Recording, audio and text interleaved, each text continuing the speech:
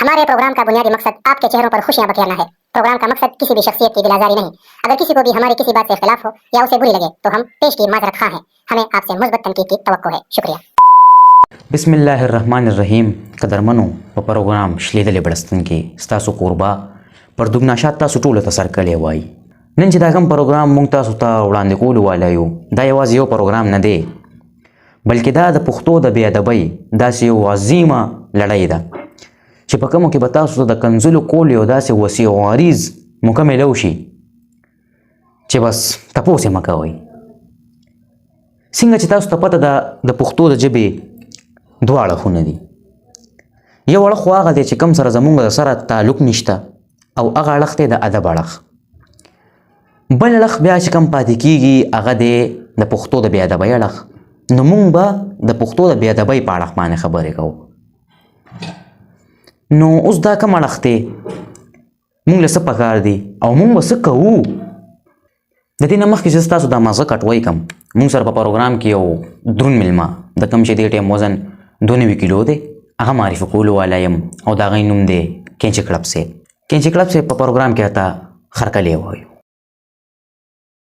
دې نه مخکې چې کینچي کلب صاحب خپل بکواس شروع کړي زه د هغې د خدماتو حوالې تاسو سره شریکوم. دی د چنګړ انټرنیشنل یونیورسټۍ نه په بکواسیاتو کې د ام فل سند ترلاسه کړی دی او تر بسه تعلیمه پورې د خیشکو انټرنیشنل یونیورسټۍ ته تللی دي او هلته په دې خبره باندې ریسرچ کوي چې دا د خیشکو نسوار په وروستو ولې زور کوي او په مخکې ولې زور نه کوي. نو کینچي کلب صاحب خپل خیالات موږ سره لږ شریک کوي. هیټر پرتوګناشا صاحب زه ستاسو هم ډېره مننه کوم او د کتونکو هم ډېره مننه کوم چې هغوی خپل قیمتي وخت موږ له راکو زموږ پروګرام ته کېناسته. یقینا د پروګرام په ابتدا کې تاسو د خلکو مازغه مکمل کودا لکه او داسې یو اړخ یا داسې یو طرف تاسو پرې نه خو چې په هغې کې موږ نري جوار نشو کرلی. زه به هم ستاسو دا خبره لکه مخ په وړاندې بوزم. پرتوګ صاحب څنګه چې تاسو ووې د پروګرام په ابتدا کې چې د پښتو ژبه یو خو دا خبره یاد وساتئ چې دا د پښتو ژبه نه ده ژبه د پښتو ژبه د پښتو د ژبې دوه اړخونه دي. یو اړخ ګستاخي د مافي او بې ادبي د مافي بخښنه غواړم د ادب اړخ دی لکه غلط ټکي مې استعمال کړو په نیشنل ټلویزیون خو لکه دا به د وخت ضرورت او دا به موږ استعمالو بعضې ټکي او یو اړخ چې دی نو هغه د بې ادبۍ اړخ دی.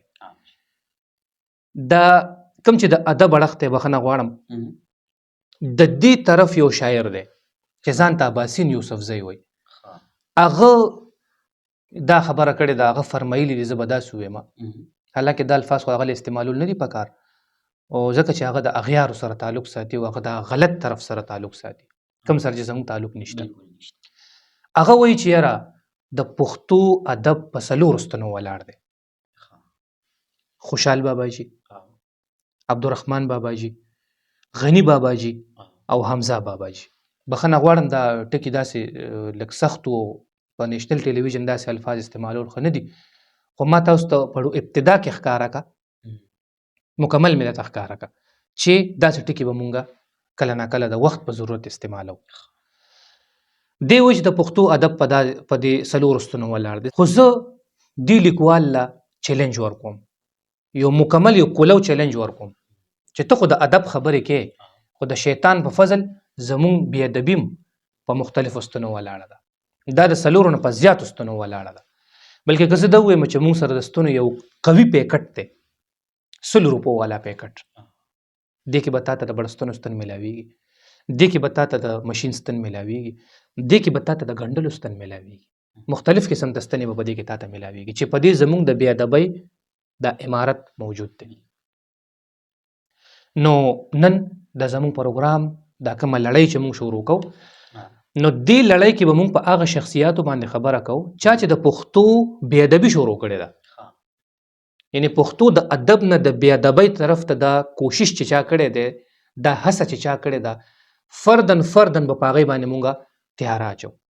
ها یعنی تاسو ویل دا غواړئ چې مونږ به د ټیک ټاک او د سنیک ویډیو چې کوم جدید پښتانه دي د هغې په مشر باندې به رڼا اچو. بالکل پرتوګ صاحب تاسو بالکل ټیک وفرمایل بلکې تاسو دال وخوړه چې نن به مونږ د پښتو د بې ادبۍ یو داسې بې تاجه بادشاه د بې ادبه پښتنو په نیکه باندې تیاره اچو. یو داسې عظیم شخصیت د کوم ځای نه چې پښتو د ادب نه د بې ادبۍ په تقل روانه شوه، نو هغه شخصیت څوک دی؟ په هغه به موږ تیاره اچو. هغه شخصیت بل هېڅوک هم نه، بلکې د ولایت په ژبه کې، د ولایت په ژبه کې خلک دی. دا ټکی به ستا خوښ شوی او خلکو په ما درسلو لعنته په دې م ویلي. د ولایت په ژبه کې تاسو دوی ته د ون اینډ اونلی فرمان کسکر باباجي ویلی شي. یعنی نن چې کوم زموږ زیر بحث شخصیت دی، د چا نه چې د پښتو ادب د بې ادبۍ په تکل شروع شو، روان شو، هغه دی فرمان کسکر باباجي، د بې ادبه پښتنو نیکه. نو کینچي کلب صاحب دا راته ووایي چې دا باباجي چېرته ایجاد شو، په کوم لښتي باندې غټ ډیرې وویستو او د لیک څونه کړی؟ د فرمان کسکر باباجي چې څومره خاندان دی، د الف نه واله تر ژ پورې، یا د ولایت په ژبه کې A to Z، دا چې څومره خاندان دی د بده مرغه دا ټول انسانانو. دا زموږ ډېره غټه بدقسمتي ده چې دا ټول انسانانو او د دوی هم تعلق د دغه اغیارو سره دی. دغلته خو د پښتنو زوال شروع شي. پښتون په هر دور کې وهلی شوی دی، روټلی شوی دی، کوټلی شوی دی او دڼیا شوی دی. دا موږ چې نن جاړو، نن موږ ترقي نه کوو، نو پښتون سره بې انصافي شوې ده په هر دور کې. که چېرې دی هم د فرمان کسکر باباجي په شانتې وی، نن به دا ماحول داسې نو، خو د بده مرغه هغې ټول انسانانو او د دغه تمیز، ادب، تهذیب، کلتور او د دغه اغیارو سره، ګستاخي د معافي او بخښنه غواړم دا ټکي مې غلط استعمال کړ، د هغې سره تعلق و. واحد باباجي یو داسې شخصیت و چې د جن پیدا شو. زموږ خوش قسمتي وه.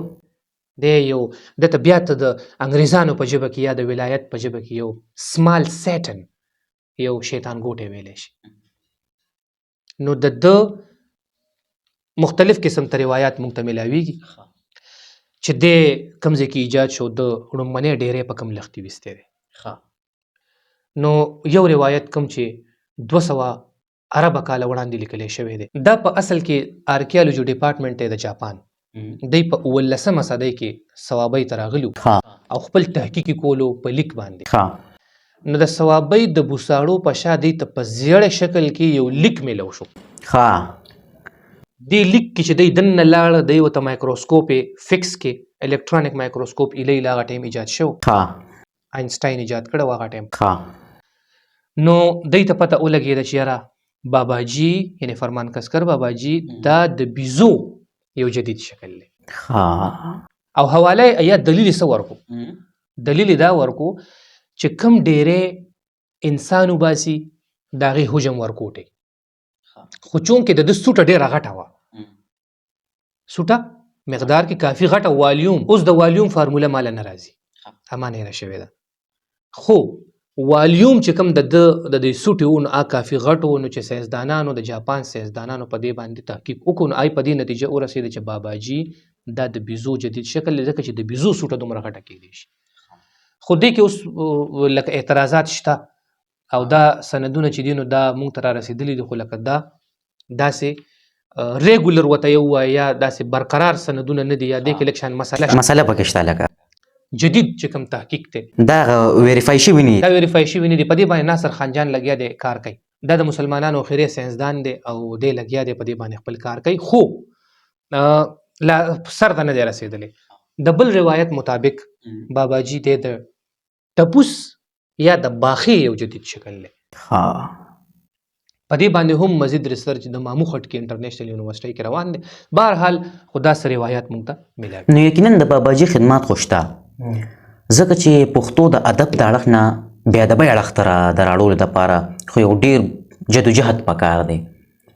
نو د هغه جدوجهد حواله تاسو موږ له لږه راکئ په دې پروګرام کې چې دا کتونکي هم لږ پوه شي او موږ هم لږ پوه شو په دې دغه باندې. نو داسې ده پرتوګ صاحب چې زه به لږ وروستو لاړ شم. نو وروستو څونه ځای؟ وروستو خو دیوال دی. اوهو مطلب مې دا زه به لږ په مازی کې وروستو لاړ شم. ښه جي لاړ شئ بالکل، خو بیا جیب چک کوئ چې واپس راتلو کرئ تاسو سره وي ګورئ. دې نه وړاندې چې زه ستاسو غاښونه مات کړم، زه دا غواړم چې د دوی د خدماتو حوالې دا تاسو ټولو سره شریکې کړم. باباجي د جهالت یو خزانه وه، ها د په خپل دور کې هم او اوس هم د بې ادبه پښتنو نمایندګي کوي. ها هغه یو ځان له ایشو دی چې نن زموږ بچی د بچی نه وړاندې که څه د خر لفظ استعمال کوم نو دا به لږ زیات وضاحت وشي. د باباجي نه خبره دی. ها زما بچی هغه نن په نورو سره دی. هغه ځان له نور خلک پیدا کړي. د افسوس خبره تاسو لکه کتئ شئ په ټیک ټاک په سنیک ویډیو دا څوک چې ګډیږي د چا چې ویډیوګانې وایرل کیږي دا ډېرو نومونه خو ماله نه راځي خو هغه ځان له هغه خلک پیدا کړ. باباجي ته ایر دی هغه ته دا پته نشته چېرې د پښتو دا بې ادبي راوتې د کوم ځای نه وه. څه روایات د دیګمار ذکر هم ګورئ کوي ښه دا یاد ساته. دیګمار یو کال چلیدلی او څه روایات د هغې ذکر کوي خو لکه هغه مسخ شده روایات دي هغه صحیح نه دي د هغې څه دلیل نشته. ما دیګمار یو نوم ما یاد کو نه انګریز څخه ډېره فایده اوچته کړې ده د باباجي نه. هغه څنګه پرتوګ صاحب انګریز ته داسې فایده اوچته کړې ده چې د انګریزۍ ژبې بنیادي ټکي لیټرین په کومه چې د انګریزۍ ټوله ژبه ولاړه ده د انګریزۍ ژبه چې تاویږي را تاویږي د لیټرین نه تاویږي. دا لیټرین ټکي باباجي ایجاد کړی دی.